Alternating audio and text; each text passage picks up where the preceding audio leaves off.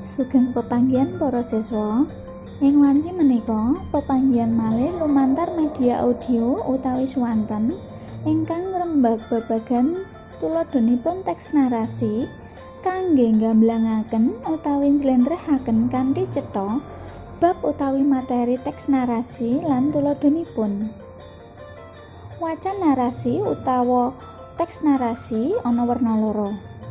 Sepisan narasi ekspositoris. Narasi ekspositoris yaiku wacan kang mung menehi katerangan lugu utawa apa anane. Umpamane, siswa nyeritakake kadadean ing jero kelas nalika ulangan basa Jawa. Cerita kadadean kacilakan, cerita kadadean bencana alam lan liya-liyane. Kaping pindho, narasi sugesti.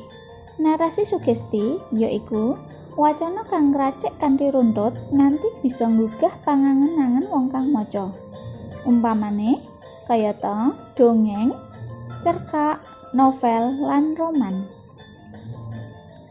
Tuladhanipun teks narasi ekspositoris kadosta wacana salajengipun menika.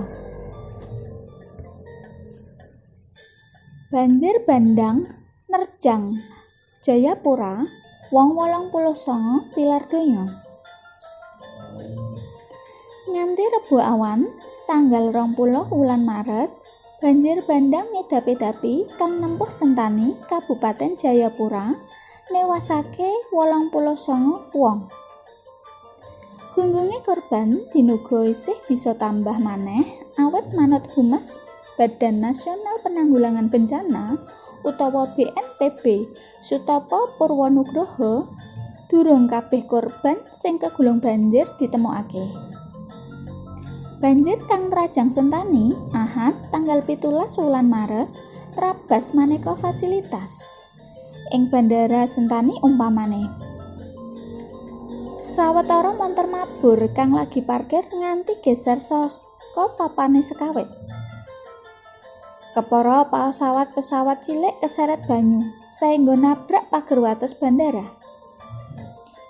Direktur Wahana Lingkungan Hidup utawa Walhi Papua, Ais Rumbexwans mratelakake banjir bandang kasebut amarga alas-alas ing gumuk sakiwa tengene Sentani rusak, jalaran dicolong kayu-kayune.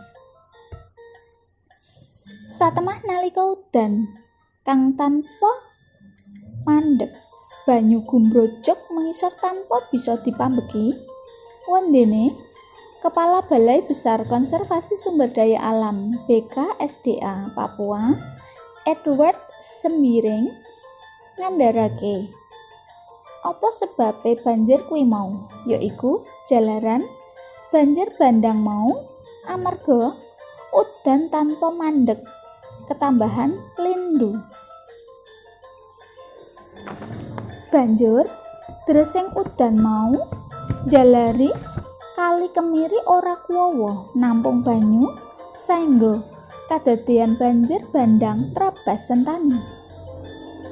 Kapethik saking Panjebar Semangat nomor 1 tahun 2016 kanthi ewah-ewahan.